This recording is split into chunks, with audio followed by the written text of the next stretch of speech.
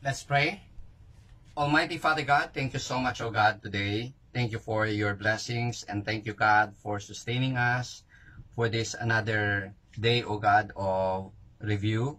We thank you, we glorify you for all the things that we have learned so far. Thank you for sustaining our momentum, our strength, our interest, O God. Lord, tulungan mo po ang bawat isa sa amin na maging inspired para makita, O God, ang lagpas pa dito sa merely watching, O God, this lecture, but beyond that, what is the contribution of this to our success, O God? Lord, we praise you and we glorify you, God. We magnify your name. Thank you, Lord, for your blessing. Holy Spirit, we acknowledge your presence and we declare that you are first in our life, that you are first in our studies, that you are first in our career, in our business, O God. You are first in everything. We praise you and we glorify you and we offer you this day. In Jesus' name we pray. Amen. Good morning. So let us try to have this one. So for area computation by coordinates method, so for example, we have the northing. The northing corresponds to y kasi ganun yan, no? Yung easting, that is corresponding to x coordinate, eto yan. So we have here a 4-point traverse A, B, C, D. The coordinates of A, B, C, and D are given. So in solving the area using coordinates method, just repeat yung first one. So yung first one natin is A. The coordinates are 2,000, 2,000. So in order to solve the area is simply equal to 1/2 the absolute value of the sum of diagonal products down. Ito. This.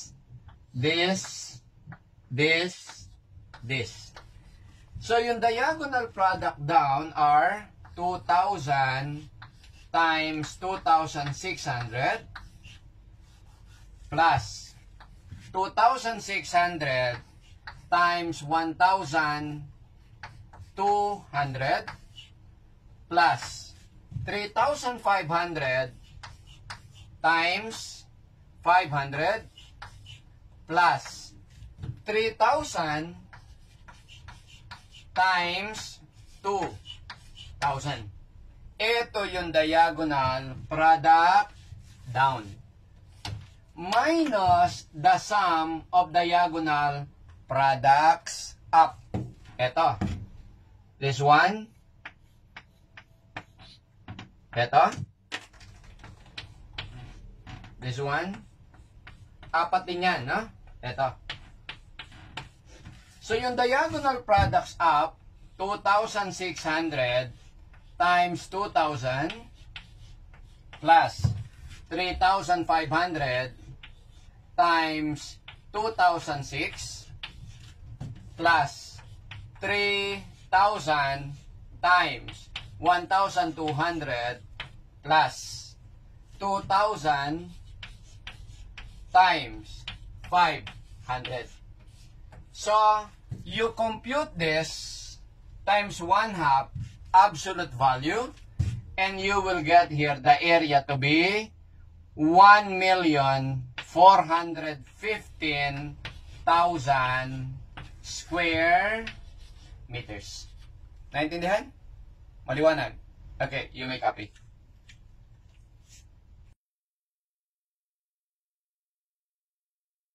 Whenever there is an irregular area or irregular boundary, what we do is we measure offsets, perpendicular offsets, from a certain straight line opposite a certain irregular boundary.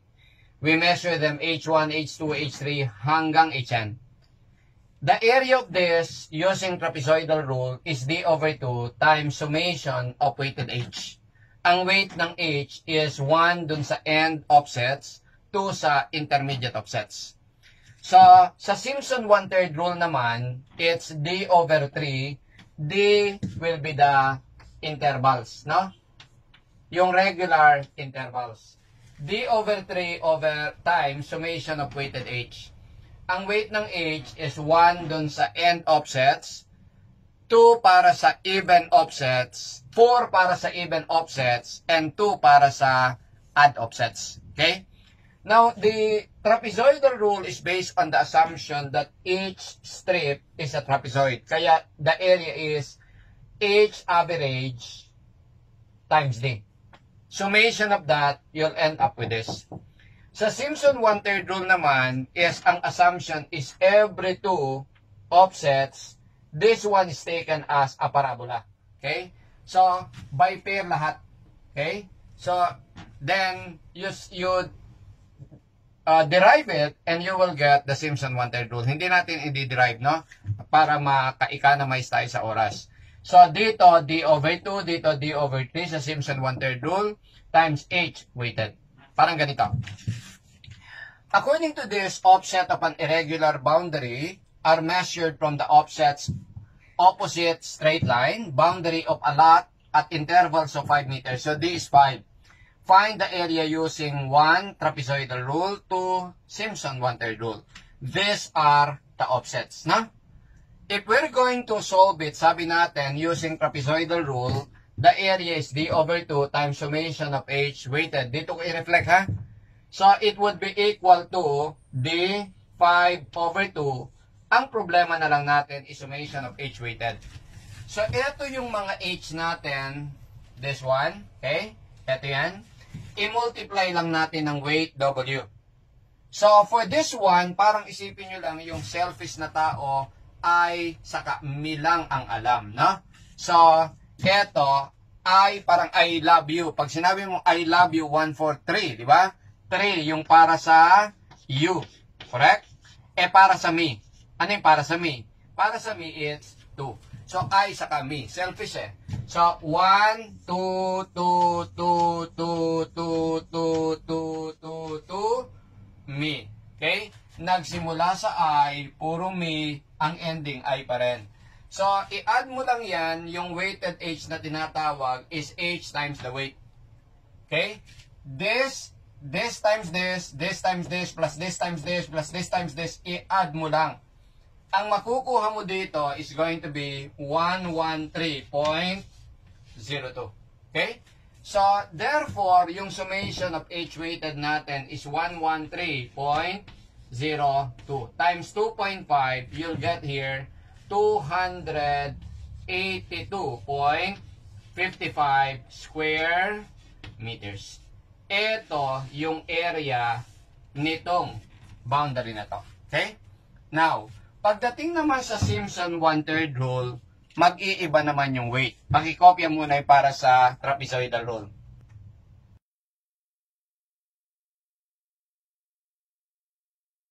Paano naman yung 2.2? We're asked to find the area using the Simpson 1/3 rule. Sa Simpson 1/3 rule, the formula is D over 3 times summation of H weighted. Ganito lang. Ang weight natin, kung ang I love you 143, selfish nga eh. I love me. Ha? Okay? So, ang weight natin is 142. 142, I love me, love me, love me. Selfish, no? 42, 4, 1. Dapat symmetrical yan. 1, 4, 2, 4, 2, 4. Ang gitna, 4. You get it? So, hindi pwedeng, hindi 4 yung dulo dito. Okay? Dapat 1, 4, 1, 4 mag-end. I love me, love me, love me, love me, love me, love I. You get it? Okay? So, pag inad mo yan, 4.64 times 1, 2 plus 2.3 times 4, plus 5.02 times 2, i-add mo lang. So, what you will get here will be 157.7. Ito yung summation of weighted H.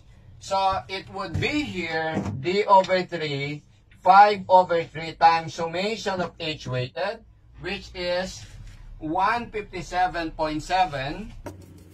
So, you calculate this, ang makukuha mo will be 262.83 square meter. Yung area using trapezoidal rule and area using Simpson 1/3 rule pwedeng magkaiba. Bakit? Magkaiba kasi ng assumption. The assumption sa trapezoid rule is that this is straight. Ang assumption naman sa Simpson one-third rule is that this is parabolic. So magkaiba yung assumption, so nagkakaroon sila ng discrepancy dito sa portion na to. Naintindihan? So sa trapezoidal rule, straight to. Sa Simpson one-third rule, inassume na parabola to, which is not necessarily true. Do you follow? Inassume lang. Kuha? Klaro tayo? Okay, you may copy.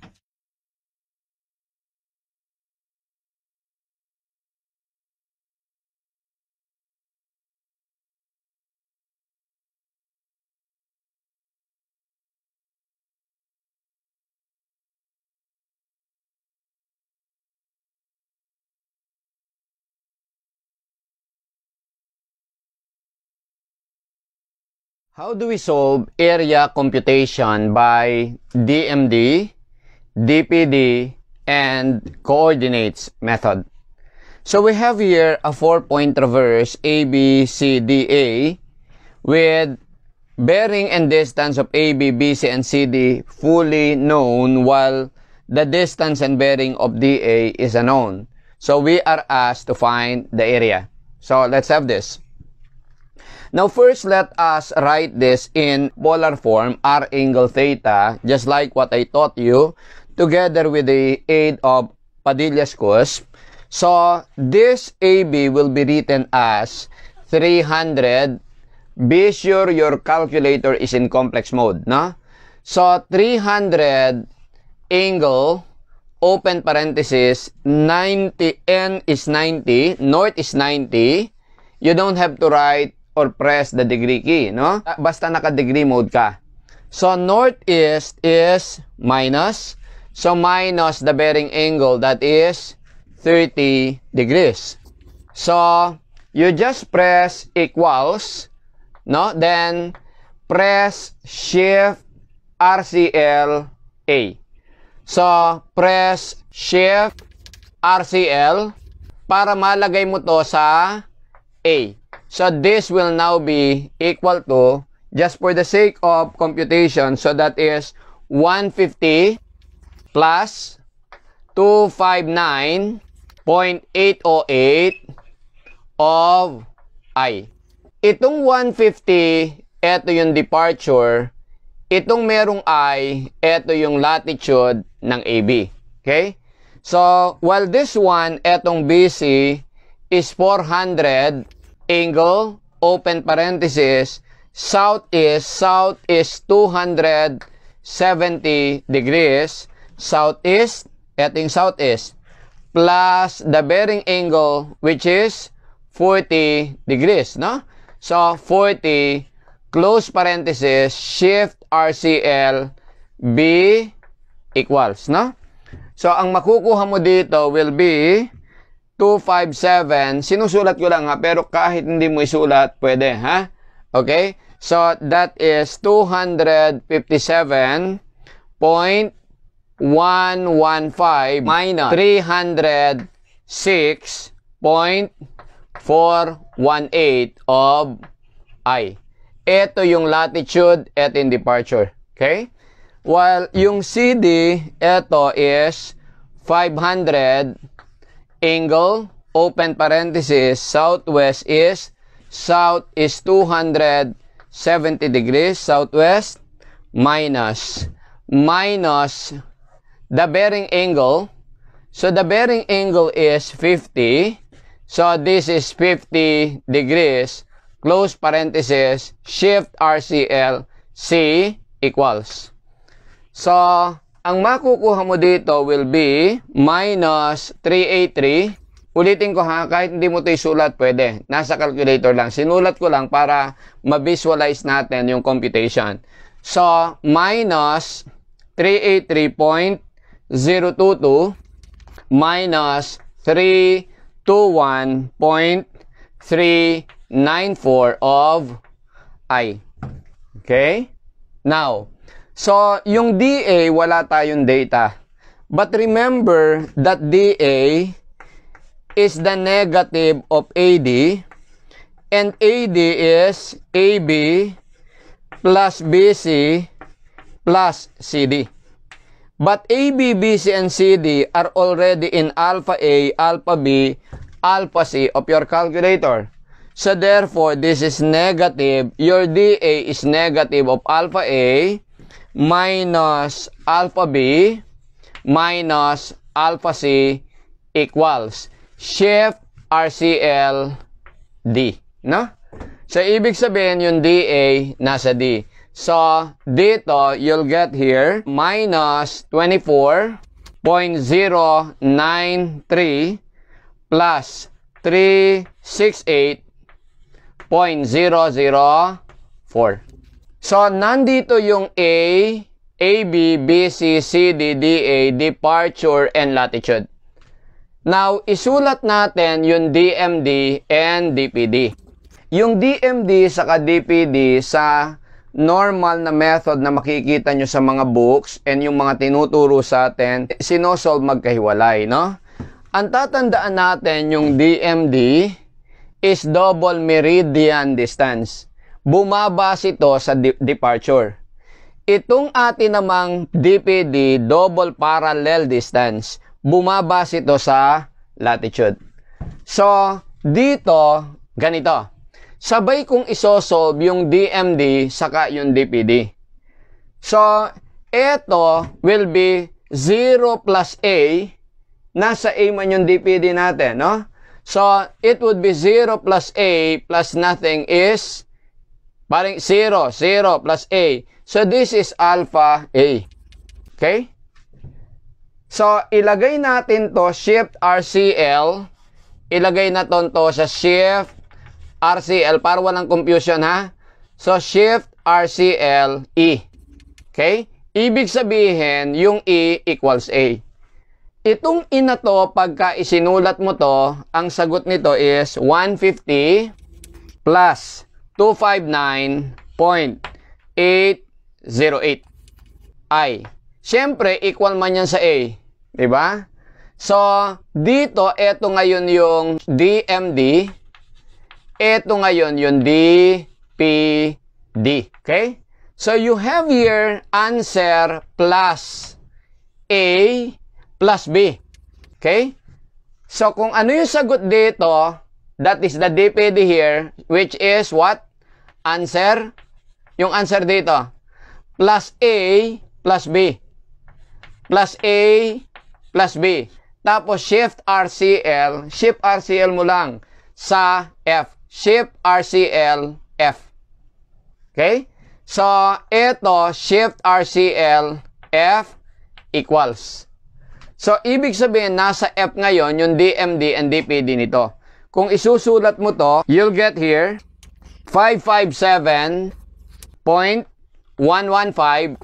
plus 213.197 of I. Ito yung DMD, ito yung DPD.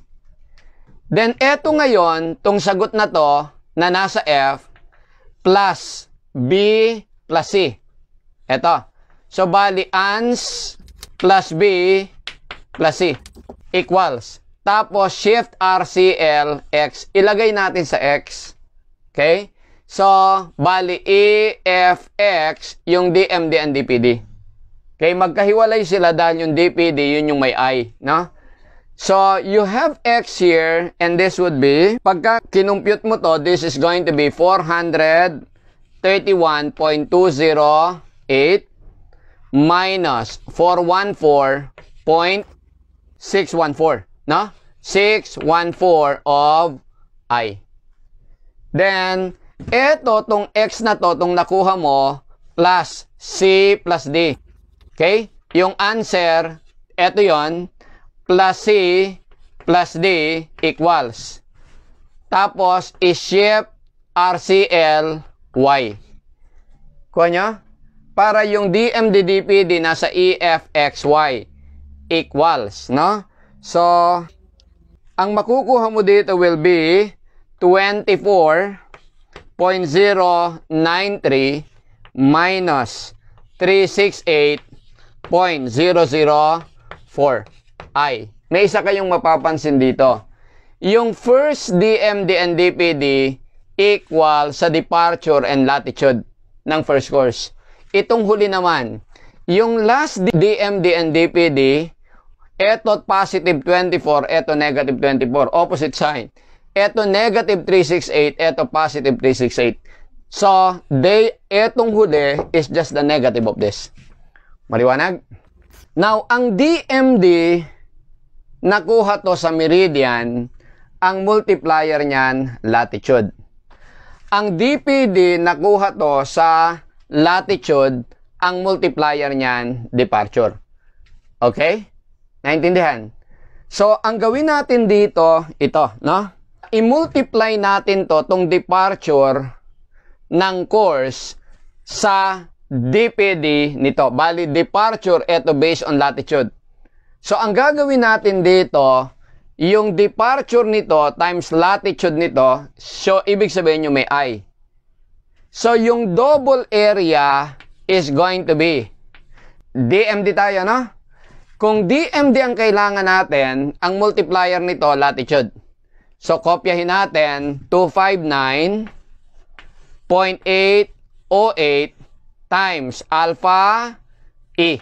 Pero ang interest natin, latitude to DMD. Okay, ulitin ko, ito meridian, ito latitude, ang multiplier. So, plus, yung latitude nito, which is minus 306.418 times alpha F. Ito naman.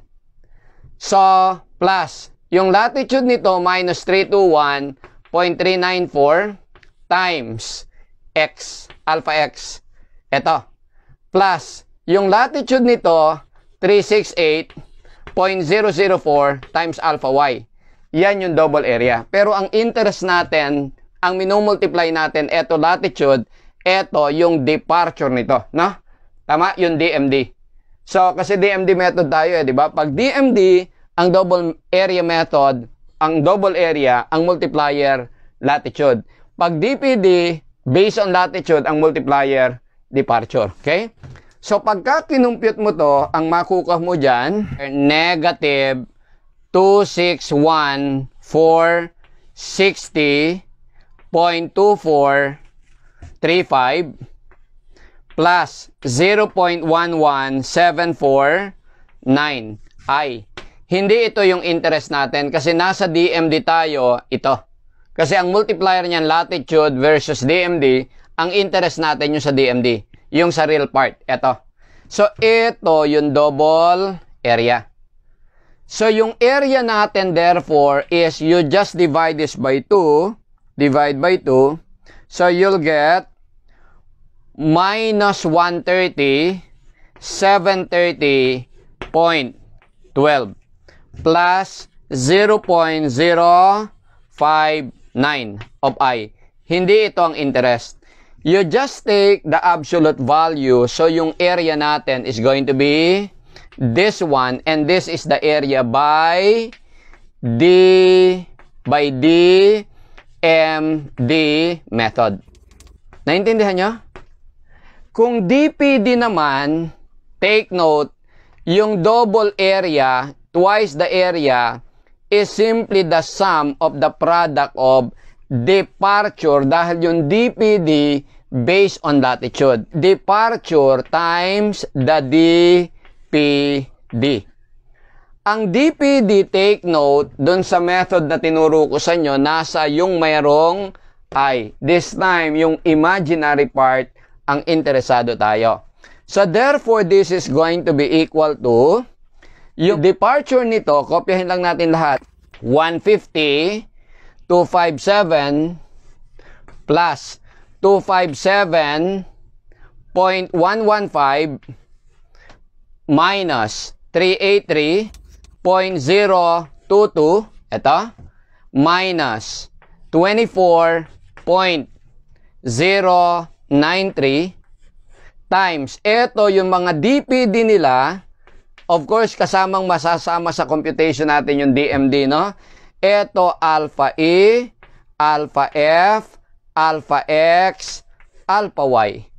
So, therefore, once we compute it, you'll get here 2A is equal to, remember, nasa DPD tayo, ang interest ko yung may I. So, ineglect ko na lang yung real part, ha? So, mapapansin nyo agad kung anong kailangan nyo kasi 0 man yung halos yung isa. Halimbawa dito, dito, tignan nyo, ang interest natin yung real. Yung imaginary part, practically 0. Ito naman, ang kailangan natin yung may I. Yung real part, 0.0668, halos 0. So, yung imaginary na lang isusulat ko, ha?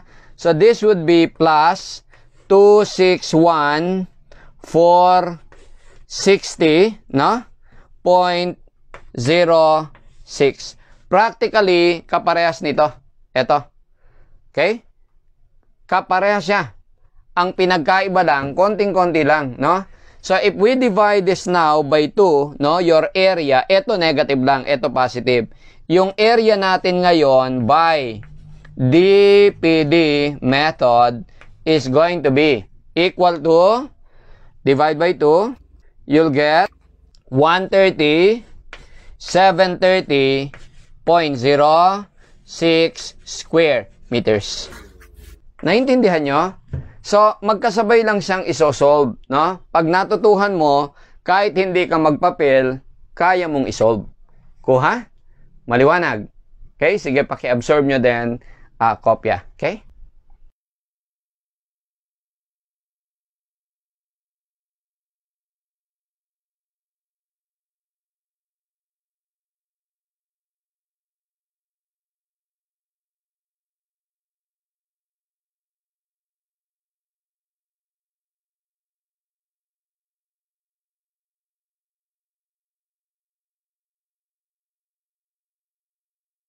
So, let me summarize the method.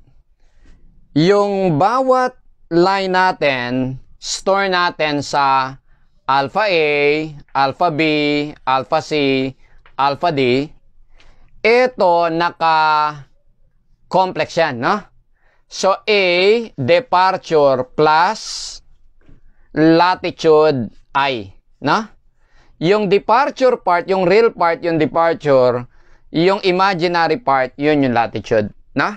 Okay. Now, then, para makuha natin yung DMD plus DPD, di ba sabi natin, nothing, 0 plus 0 plus A, you get here, A. Tapos, eto, store nyo sa alpha E. No? So, this would be alpha E. Shift, store E. So, nasa ito. Ito ngayon, this one is DMD plus DPD I. Yung imaginary part nito, yun yung I. So, this plus this, so bali, ito yung answer. Plus A plus alpha B equals shift, store, F. Yung real part nito, DMD, yung imaginary part, DPD. So, F, bali answer, plus B, plus C, equals. Lagay mo sa shift, store, X. Yung real part, DMD, yung imaginary part, DPD. So, ANS, plus C, plus D, equals. Shift, store, Y. Mapapansin mo, yung Y saka D numerically equal pero opposite sign. Yung departure nito, negative ng departure nito. Yung latitude nito, negative ng latitude nito. Pero ito, yung real part, DMD, yung imaginary part, DPD. Kuha niya? Ngayon, kunin mo ngayon yung double area mo is equal to. Yung departure nito, cross yan. Yung departure nito saka latitude nito. Yung pag DPD method, departure nito, latitude nito. Tama? So, eto sa DPD, ulitin ko ha. Departure nito, departure, summation of departure of A, B, C, D, no? Times yung X, yung E, F, X, Y. Ito ang kukunin mo lang, yung departure nito. Times alpha E. Okay? Isa-isahin ko ha. So, bali, ang kukunin mo lang, yung real part ng A, no? So, yung x ng alpha, yung departure ng alpha A times alpha E, pero ang interest natin yung DPD lang, yung may I, plus departure ng alpha B times alpha F, pero ulitin ko, ang interest ko lang imaginary, ha, yung imaginary part, plus departure portion ng alpha C times alpha X plus departure portion ng alpha D times Y. So, yung imaginary part nito, i-divide mo ngayon ng 2. Okay? So, yung makukuha mo dito, real part plus imaginary, divide by 2. Yung A mo ngayon is going to be, so sa real part plus yung imaginary part divided by 2. Ang mapapansin mo dito, dahil ang interest ko dito yung DPD, yung may imaginary, yung real part, this portion is almost 0. Okay? Eto, this is almost 0. So, maiintindihan mo agad na yung kailangan mo, yung hindi 0. So, the imaginary part over 2, yun yung area. Just take the absolute value. Kung ang kinuha mo naman is yung imaginary part nito, latitude, ang kapartner niyan, DMD. No? So, yung ating area, shortcut ko dito ha, kaya yung 2A natin, using the DMD method, this one, ang multiplier ng DMD dahil ito ay real, yung latitude, no?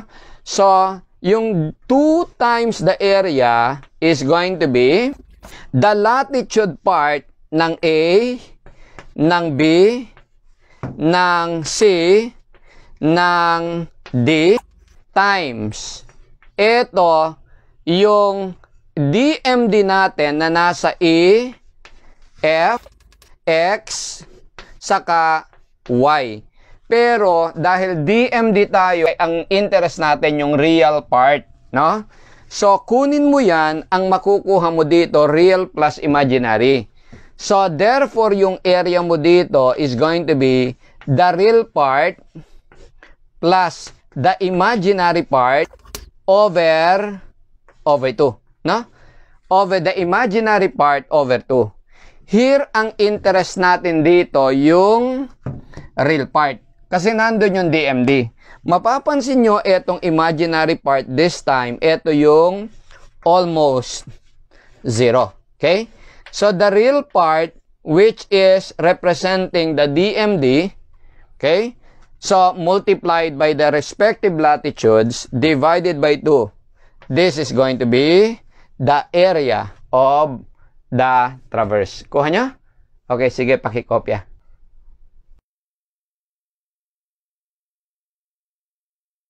What about the coordinates method? What we're going to do is we will just put x and y coordinates to points A, B, C, D. Be sure to close it again back to A. So, yung coordinates, yung x and y nito, x, that is called the easting, y, that is called the northing. So, mag-assume ka lang ng any point dito sa A and B para sa x and y ng A, no? So, mode complex pa rin ang gagamitin natin.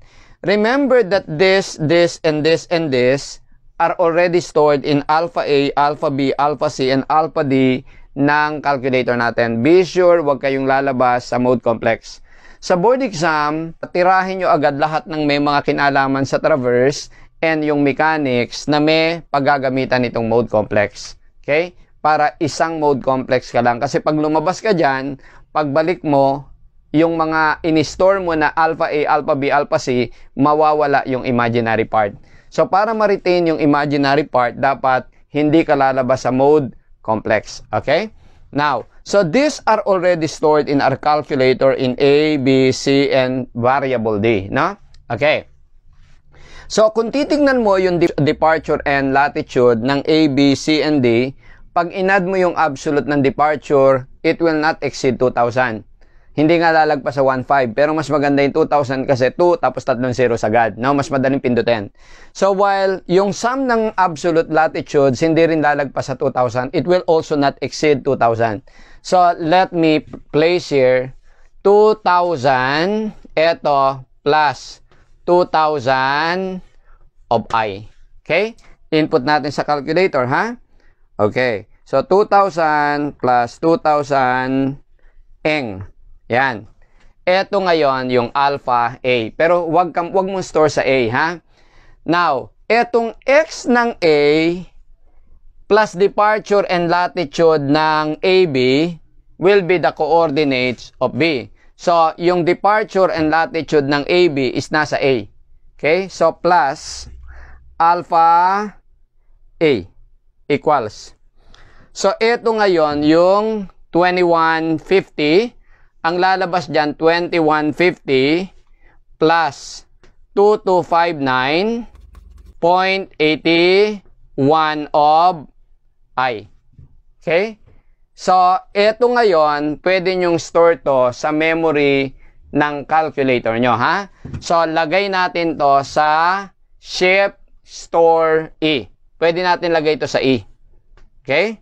So, Shift Store E. Yan. Ngayon, so, etong B, itong XY na to, plus departure and latitude ng BC, yan ngayon yung coordinates ng C. No? So, plus alpha B equals. So, makukuha nyo 2407.115, then, plus 1953.39 of I. Shift Store F. Kuha niya? Now, yung coordinates ng C plus departure and latitude ng CD which is nasa C. So, this is plus alpha C equals. They are the coordinates of this. No? So, pagka in-add mo dito yung CD, which is nasa alpha C, ang makukuha mo ito, which is 2024.093 plus 1631.996 of I. Then, i-shift store X natin, ha? Okay? So, eto nasa X ngayon. Pag iplinas mo ngayon dito, yung departure ng DA na nasa D, departure and latitude, so plus alpha D, i-add natin dito, ito na plus alpha B, no? Ito plus alpha D equals. So, ang lalabas dito ay 2,000 plus 2,000 of I. Natural kaparehas nito, ha?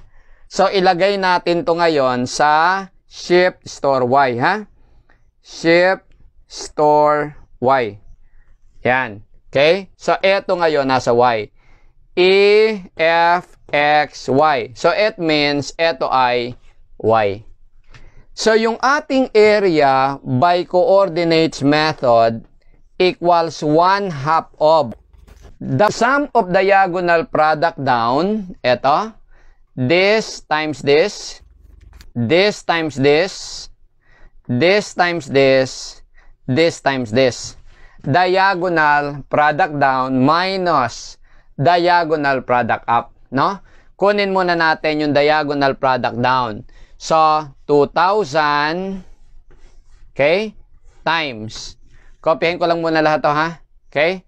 So, 2,000, 2150 plus 2407.115 plus 2024, ito, kinopya ko muna ito lahat, 2024.093 times, ito times lahat, times, ang multiplier niya, itong apat na to, no? Okay? This, respectively, times 2259.81, tapos ito, 1953.39. This one is 1631.996. This one is 2,000. So i-minus natin ngayon yung diagonal product up. Ito. This one. Yeah. So, kopyahin ko lang muna lahat to ngayon. So, this would be 2150. Diretso na lang natin. Times 2,000. Times 2,000.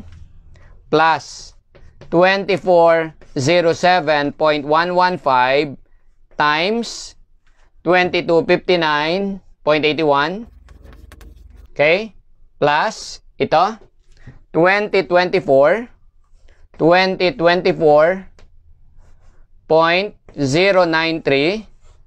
times 1953.39 plus 2,000 times, ito, 1631.996. Close quantity. You calculate this times 1/2, you'll get here an area equals negative actually yung makukuha mo, no? Pero just disregard the negative sign, you'll get here 130,730.1 square meters. Naintindihan niya? Maliwanag. Medyo mahaba-haba lang na calculations. Klaro? Okay, sige, pakikopya.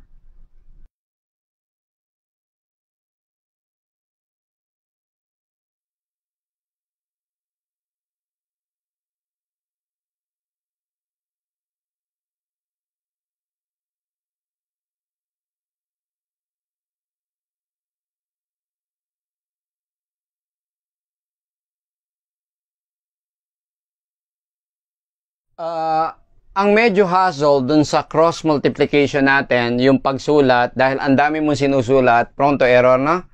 So, ang pwede nating solution dito, yung kahit hindi mo isulat tong mga to, di ba? Dahil nasa calculator naman sila. So, I develop here a calculator method para madali yung calculation. Remember ito, A, B, C, D, E, the coordinates are in Y, E, F, X, and Y of our calculator, no?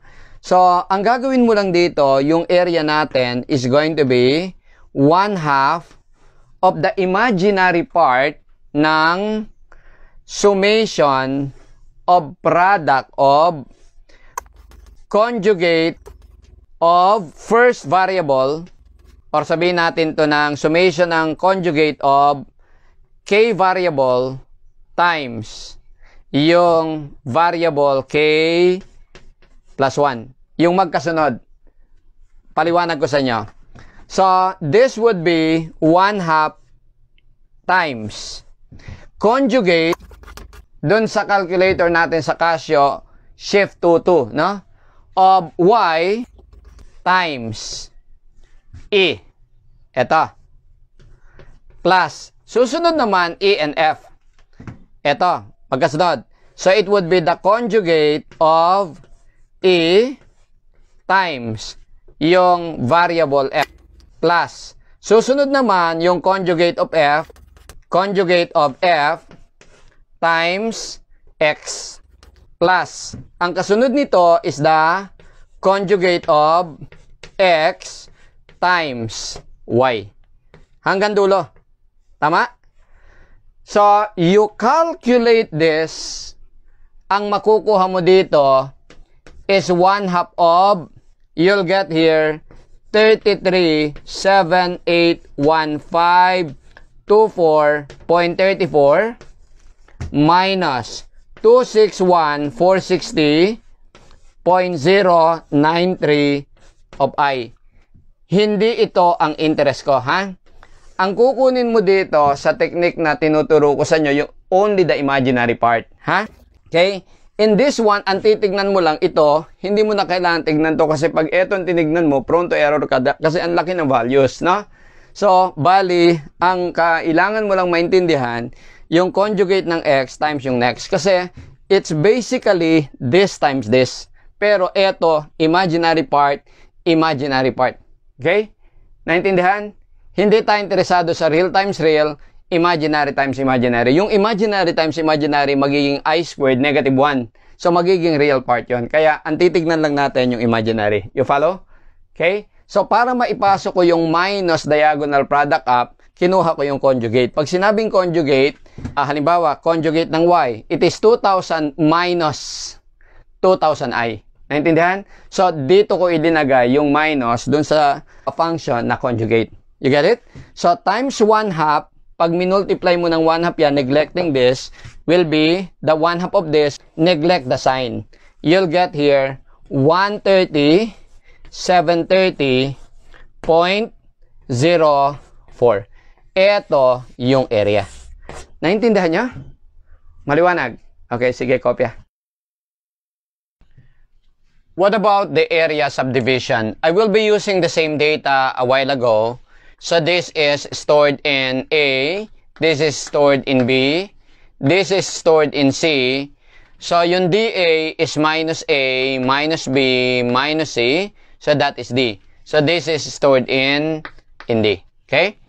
Now, kung sinolve mo yan, yung alpha D natin is going to be 368.79 angle 93.75 degrees, or this is 3.75 degrees.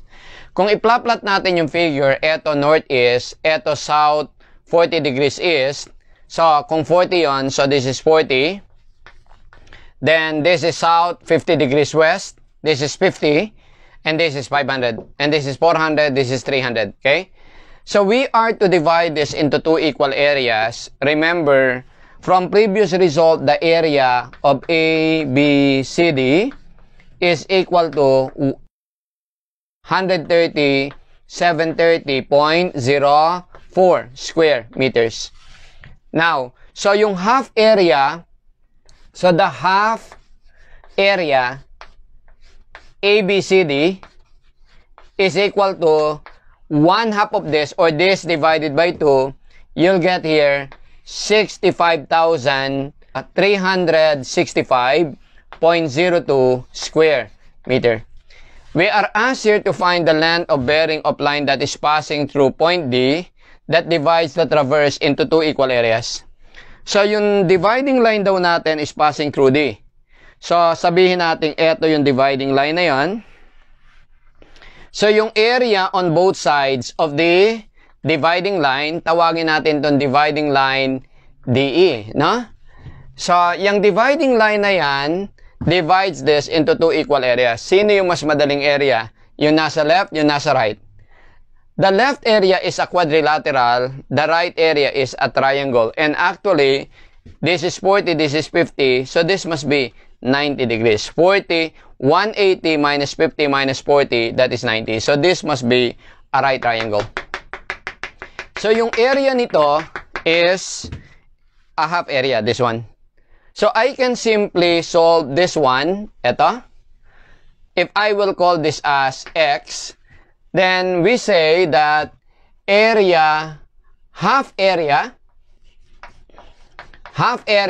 of ABCD is the area of this triangle, DEC.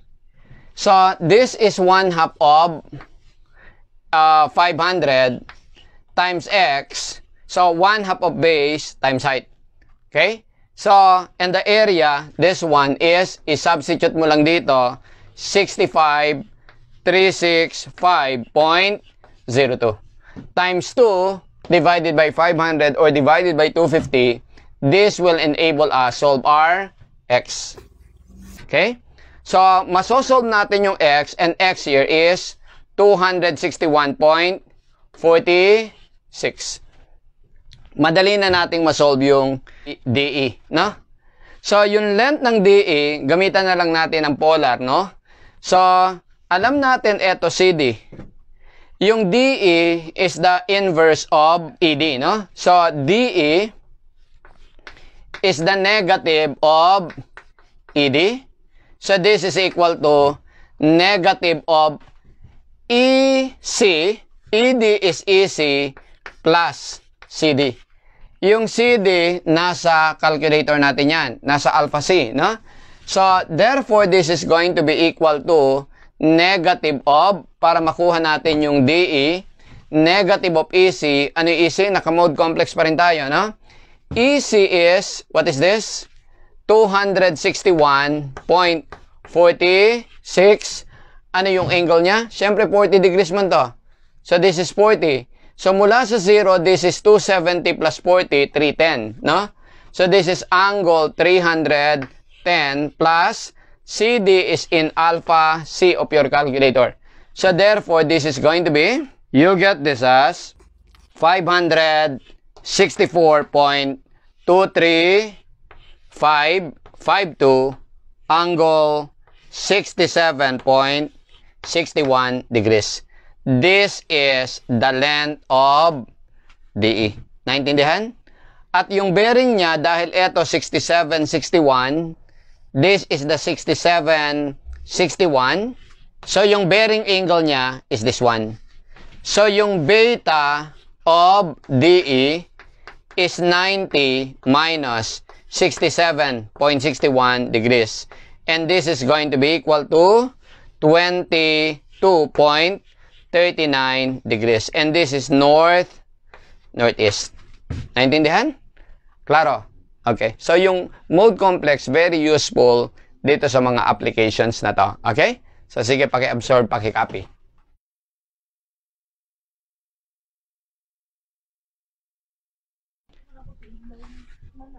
What about etong case 2? We're asked here to find the distance from point A, eto, of a point along AD, eto yung AD. So, hinahanap tong point na to, tawagin natin tong X, this one, eto. Where a subdividing line parallel to AB, eto, this and this are parallel. So, kung 30 degrees to, dapat ito is also 30 degrees.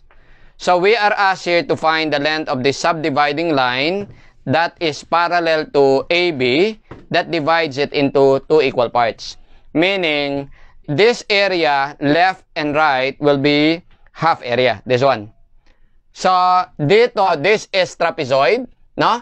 Because this and this are parallel, ito is quadrilateral. Okay? So, ang pinaka-technique dito, itong trapezoid. Itong trapezoid natin, this one, the area of this is this half area. Now, ang pinaka-key is solving the area of this. The area of a trapezoid, tawagin natin tong trapezoid na to na A, B, C, D. Tawagin natin tong E, F. So, the area of trapezoid A, B, E, F is going to be equal to this one, 365.02. And this is equal to average base, this which is 300 plus this times 2, no? Or times h. Ang h natin is the perpendicular distance between the parallel bases. Ito yung h. Dito, ito yung h. Okay? So, this is your h. Naintindihan? Okay. So, gawin natin to.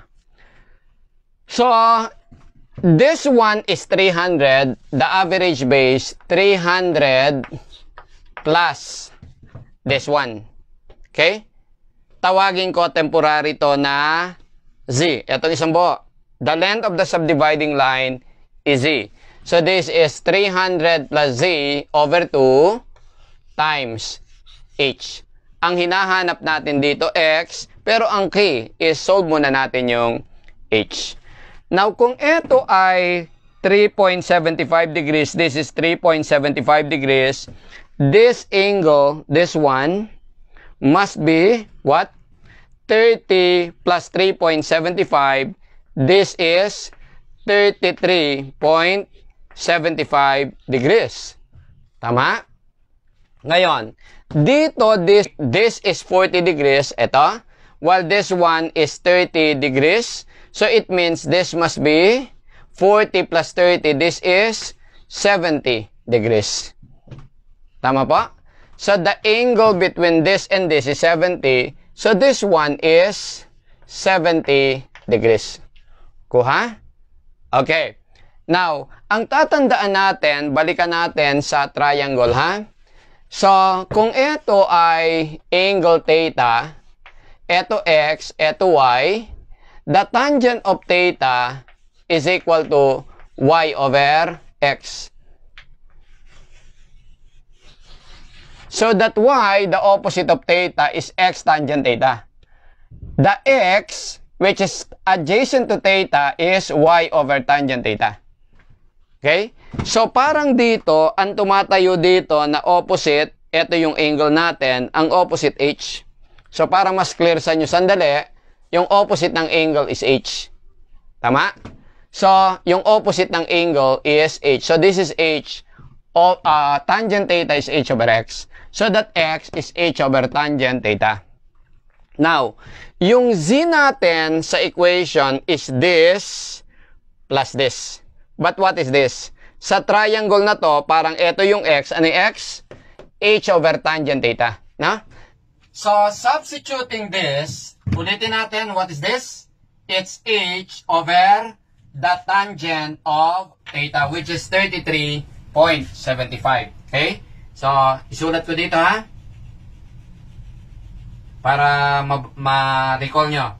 So, this is going to be h over the tangent of 33.75 degrees. Okay?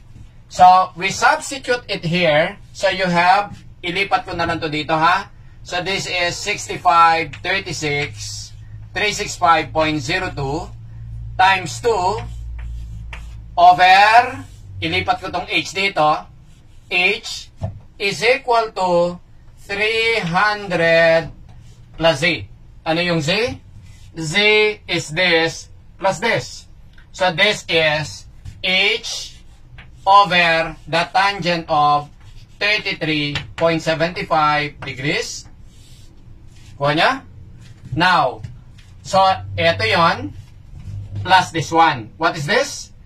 This is 300 minus this. From this triangle, ito yung h. Opposite yan ng 70 degrees. Ito yung adjacent. Ano yung x? H over tangent theta. Kaya ito, this one, is h over the tangent of 70. So, therefore, z is this plus this, which is 300 minus this. So, plus 300 minus h over the tangent of 70 degrees. Kuha niya? So, this is one equation in terms of h. So, ipasok nyo sa calculator nyo, then shift solve, input in your calculator, i-shift solve nyo, makukuha nyo h, and your h will be equal to 165.917 meters. So, pag alam mo na yung h, madali na yung x. Galing sa triangle na to, alam natin this is 33.75. You know this angle, and h. You can solve the x. Okay? Ito nga yung x na to is going to be, kunin lang natin yung sine of this angle, 33.75 degrees is opposite h over hypotenuse x. So, therefore, our x is going to be h, which is 165.917 over the sine of 33.75 degrees. We compute it, we will get 298.643 meters. This is the distance of point E from A, along AD. You follow? Maliwanag. Kung subdividing line ang hinahanap, you solve Z. That is equal to this plus this. Ito yan. Ito yung Z. No? Okay? Naintindihan? Maliwanag? Okay, sige, pakikopya.